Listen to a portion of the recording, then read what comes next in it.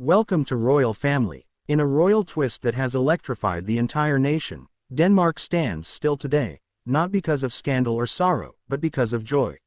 Something remarkable has happened, something historic, and at the very heart of it stands King Frederik X, the newly crowned monarch who has just made a decision so bold, so unexpected, that it's captured the hearts of millions, not only in Denmark, but around the world. For years, King Frederik of Denmark lived quietly in the shadow of his popular mother, Queen Margrethe II. As Denmark's longest reigning monarch, she was known for her artistic flair, ironclad discipline, and enduring popularity. But when she stepped down in a surprise abdication on New Year's Eve 2023, the world wasn't quite sure what kind of king her eldest son would become. Would Frederik follow the stiff, ceremonial footsteps of his predecessors? Or would he steer the Danish monarchy into a new era, more modern, more emotional, more grounded in the reality of family? Today, we got our answer. King Frederik's heartfelt decision shocks the nation. In an emotionally charged public appearance at Amalienborg Palace, King Frederik stood beside Queen Mary and their 4 children, Prince Christian, Princess Isabella, and the twins, Prince Vincent and Princess Josephine, and made a declaration that no one saw coming. He's choosing family first. And not just in words. In real, meaningful action. King Frederik has decided that in his reign, the royal family will operate with an unprecedented commitment to balance monarchy with parenthood, national duty with private time, public expectation with personal growth. This isn't just a shift in royal schedules, it's a revolution in what it means to be royal in the 21st century. Our children are not props, King Frederik said. They are individuals with hearts, minds, and futures of their own. And our first duty, before the state, before tradition, is to raise them with love, presence, and truth. The royal father's voice trembled slightly, and even Queen Mary appeared to blink away emotion. It was raw, it was real, and it was rare. Denmark reacts with roars of approval. Moments after the announcement, social media in Denmark erupted. The hashtag #FamilyForced, Family First, began trending nationally. Television networks scrambled to cover the royal decision. News anchors abandoned planned segments to dive into historical parallels. Citizens gathered in town squares, cafes, and living rooms to watch the moment unfold again and again. "I never thought I'd cry watching a king talk about bedtime routines," said one emotional viewer from Aarhus. "But this is what leadership looks like. He's not just our king. He's our role model now," another Danish mother tweeted. "He's giving us permission to choose family without guilt." The energy across the country was undeniable. Bicycles in Copenhagen stopped mid-pedal.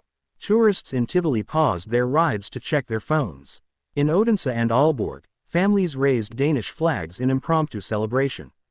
Even the royal guards outside Amalienborg cracked subtle smiles. Denmark was moved. But what exactly did King Frederik announce? What will this mean for the future of the Danish monarchy? Let's unpack the bold plan now known as the Royal Family Accord.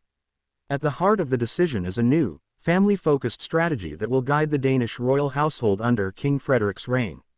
The main components are reduced royal engagements for children. Prince Christian, although the heir to the throne, will not be pressured into full-time royal duties until his mid-20s. He'll finish his education and be given space to explore life away from constant public scrutiny. The same applies to Princess Isabella and the twins, who will be allowed to grow in freedom, not in fame. Frederik and Mary will take turns stepping back from official duties during major life events for their children. Whether it's a graduation, a crisis, or a moment of personal need, one parent will always be fully present. "We want our children to remember us not in uniforms or speeches," said Queen Mary, but in kitchen conversations and bedtime stories. The royal family has designated certain locations, including parts of Graston Palace and the family's private residence in Switzerland, as media-free zones, where children can live without constant camera surveillance. National Family Policy Partnership. King Frederik will work directly with the Danish Parliament to support legislation that empowers work-life balance for all citizens, not just royals. This includes advocating for more parental leave, flexible hours, and mental health support for families. Transparency and annual check-ins. Each year, the King and Queen will release a transparent family report detailing how they balanced royal duties with personal life, victories, failures, and lessons learned. It's a seismic change, not only in Denmark but across European monarchies. No royal family has ever committed so openly and systematically to putting their children's well-being above the throne. Why now? What drove King Frederik's decision? Royal insiders say this move was years in the making. King Frederik, known for his thoughtful personality and deep empathy, has long been uncomfortable with the rigid, outdated norms of royal parenting. He was raised in a more traditional, sometimes cold royal environment. His own youth was marked by pressure, formality, and emotional distance. He has admitted to feeling lost in his early 20s, unsure of his role in the world. But then came Mary, the grounded, loving Australian woman who became his wife and anchor. Together, they forged a new kind of royal partnership, centered around emotional connection and modern values. Friends of the couple say Queen Mary was instrumental in shaping this new vision. She told him, "If we want to be respected as royals, we must be real as parents," one palace aide revealed. The couple began making small changes after their children were born, limiting media exposure, declining excessive royal tours, insisting on school runs when possible.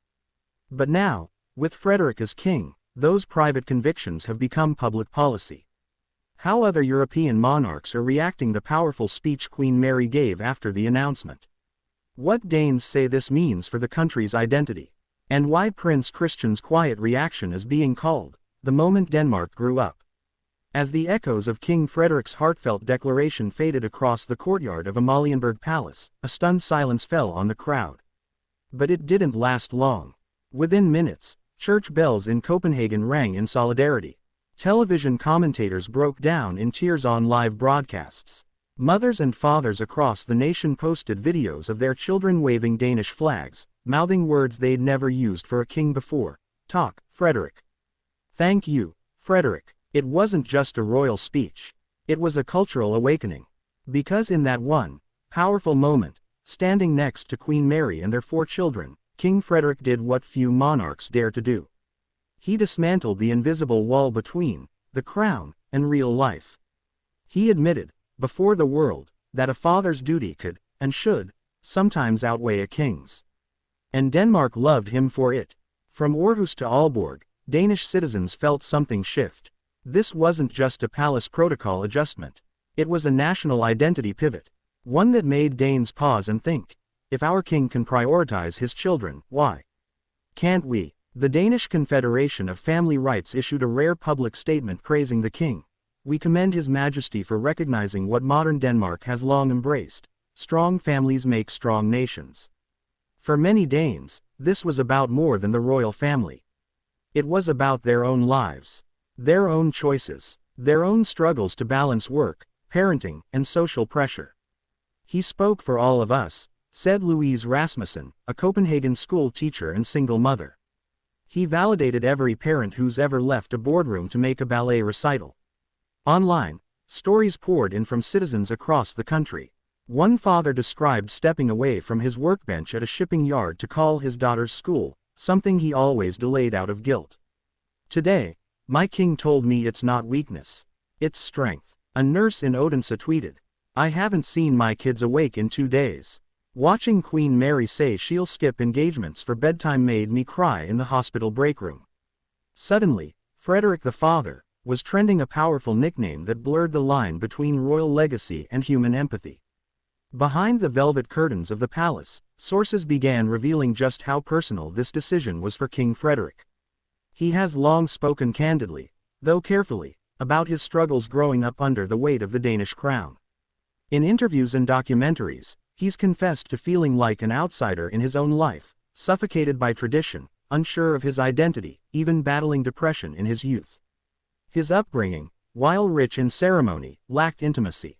His relationship with Queen Margrethe, though respectful, was formal. Rarely did she tuck him in. Rarely did she attend school functions. Her duty was to the nation, and only the nation. But Frederik wanted something different. And Mary, she demanded it. A palace aide shared. "Mary told him years ago, if we are to raise royals, we must first raise children. They are not the same thing." And he never forgot that. Queen Mary's speech. The heart of the monarchy beats in the family. After the king's speech, it was Queen Mary who stepped forward, her voice steady, her gaze clear. Wearing a soft blue gown and her signature sapphire earrings, the Queen took the microphone and delivered a message so personal, so poignant, it was replayed on every Danish channel for hours. We are not perfect parents. But we are present ones. And that, we believe, is the highest honor we can give our children, and our country. She continued. Our hope is that every mother, every father, every caregiver in Denmark, will feel a little less alone today. A little more seen, a little more royal in their own right. The crowd erupted in cheers. It wasn't just a press statement, it was a manifesto of modern monarchy. A queen, not hidden behind protocol, but standing before her people, saying, you matter. Your love matters. As Denmark basked in this new royal light, European courts watched with a mix of admiration and caution. Crown Princess Victoria of Sweden, known for her modern approach to motherhood, reportedly sent a private message to Queen Mary praising the decision. Swedish tabloids even quoted her saying, the Danes are setting the pace for us all. King Harald of Norway, despite health struggles, issued a formal commendation. We celebrate Denmark's courage and clarity. King Frederik honors both the past and the future. At Buckingham Palace, however, responses were more muted. British royal commentators noted that while the UK monarchy has evolved, such a direct, family-first declaration might be seen as controversial, or even unconstitutional, under British royal tradition. Yet behind the scenes, Prince William and Princess Catherine, known for being hands-on parents, were said to be deeply moved by the gesture. As King Frederik delivered his speech, all eyes turned briefly to the young Prince Christian, now officially Denmark's crown prince. He stood tall, silent, focused. At 18, he already holds the weight of future kingship. But in that moment, he wasn't a royal icon. He was a son. One lip reader observed that Prince Christian whispered to his mother during the announcement, "Thanks for watching."